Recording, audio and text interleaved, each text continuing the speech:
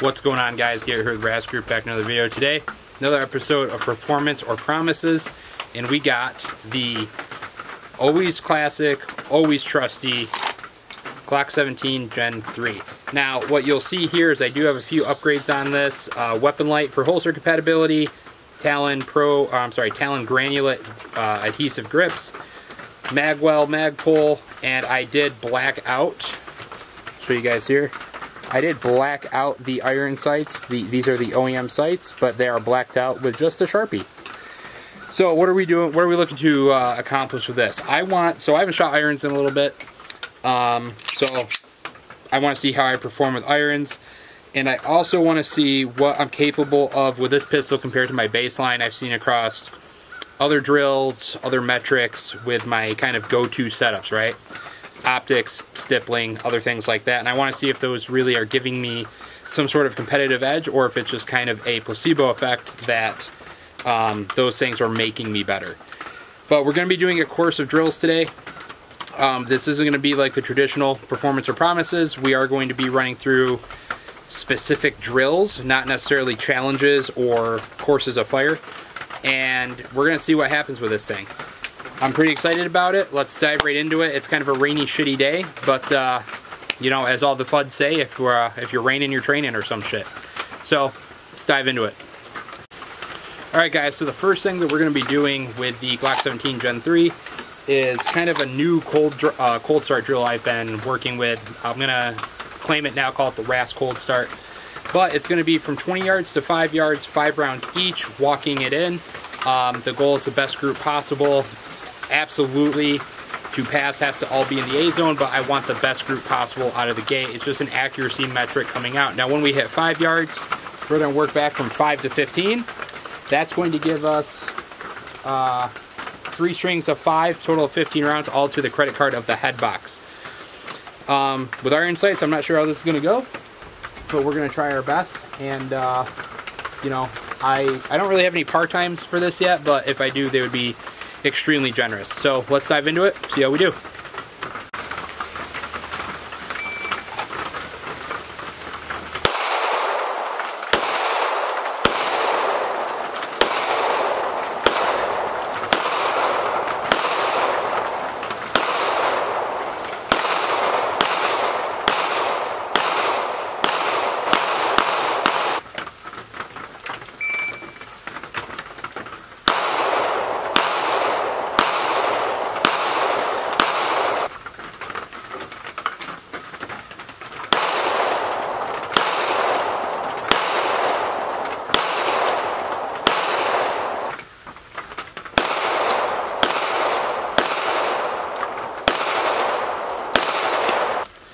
Alright, guys, so this is the aftermath of the Ras Cold Start.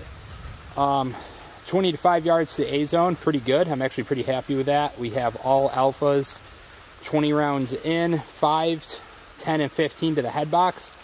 We lost a little bit. I dropped, it looks like 1, 2, 3 Charlies, and then it looks like, I don't know what this would be considered. It like broke the perforation, but it's like mostly over, not the perforation, so we'll say that's a delta on the head box, just high. Everything looks to be in here, so I'm pretty happy with that performance out of the gate. Now let's we'll paste it up and we'll see what our next test is. But yeah, so we got a total of 1, 2, 3 Charlie, 1 Delta. Not too shabby. Alright, guys, so just got done doing the Ras unofficial new cold start. Now we're going to work on some doubles, 5, 10, 15, 20 yards. We're going to see what the kind of pattern that gives us on paper. Let's jump into it.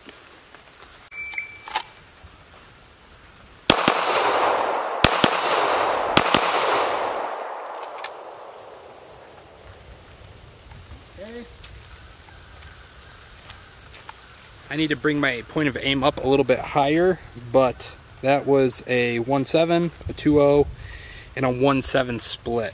So we're averaging in the, I'd say 1.8s, 1.9s average range.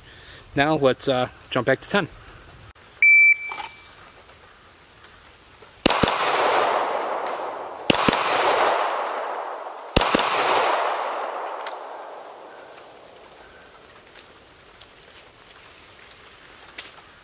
Okay guys, so a few doubles at 10. We have a 1-8, a 1-9, and a 1-8. Oh.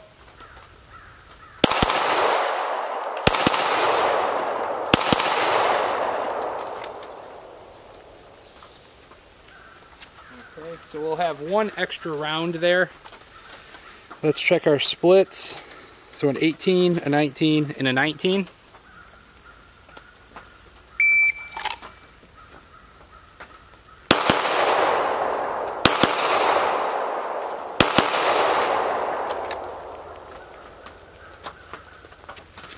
Okay, that gave us a 1-9, a 1-8, and a 1-8 split. Let's go see how we did.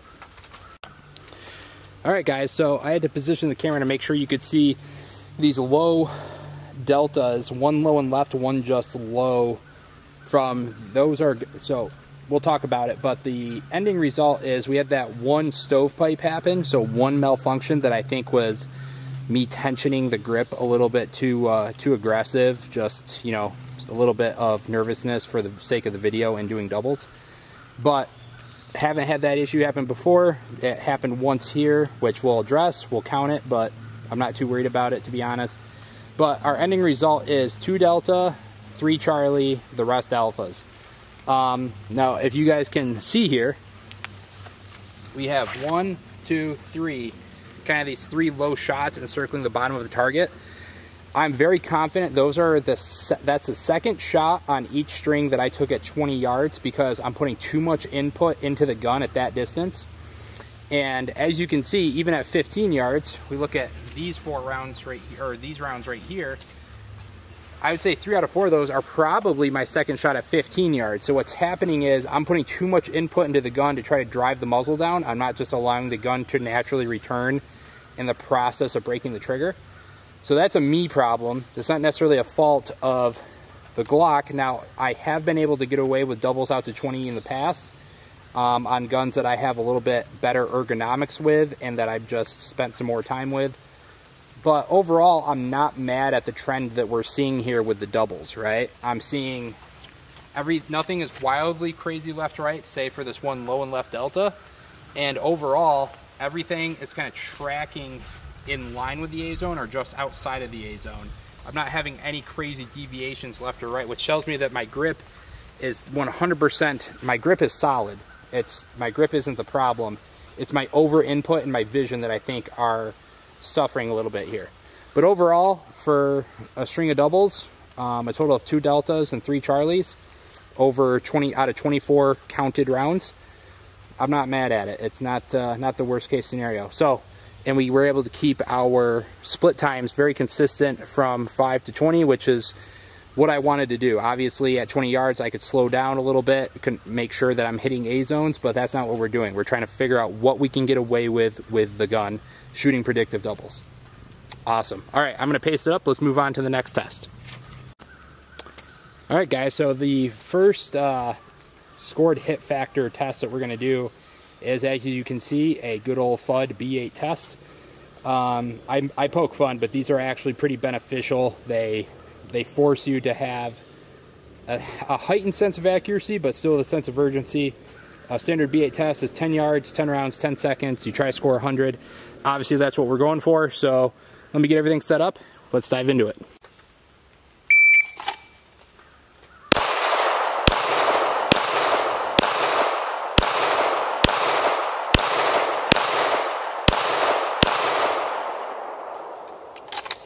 Woo. That was very, very rough visual-wise. We came in at a 993. Alright guys, so this is the result of our B8 test with our Glock 17 Gen 3. The total score on the B8 is a 95 when you add up everything. I had one get away from me high. Wish I could have brought that back. Hopefully it gave me an extra point or two. And the time was a 993. So, if we divide 95 by 9.93, that gives us a 9.57 hit factor. So first hit factor of the day that we're getting is a 9.57 on this B8. I would have loved to see a little bit higher of a score, but I'm not mad at it considering That's what we get with our Glock 17 Gen 3. Somebody who's better at B8s could probably shoot this much faster, much better. Alright guys, let's move on to the next test. Alright guys, so we just did the B8 test, had a 9 point something hit factor. Not horrible, not great. I'm kind of still thinking about how I feel about it. Next, we're going to be jumping into a little bit of speed and weapon manipulation with the RAS drill. The RAS drill is at 5 yards. It's 5 rounds to the A zone, a reload. Does not have to be from slide lock. It can be a speed reload. 3 rounds to the pelvic girdle, which is outlined by these corners of the A zone coming straight down in this space. I feel like that's fair for a considered to be a pelvic shot. And then 2 rounds to the head, scored in a hit factor. For the purposes of the pelvic girdle, anything to the sides of that is going to be a delta. Anything above is going to be a Charlie. Anything below is going to be a miss. I feel like that also, that's pretty fair. So, let's dive into it.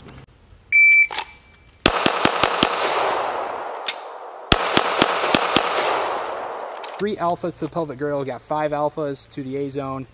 And we got an alpha Charlie to the head box. So, we're down 2 points, right? Yeah, so a total of 48. 10 times 5 is 50, minus 2 is 48. Divided by our total time of, oh, I don't know if I showed you this, just for transparencies.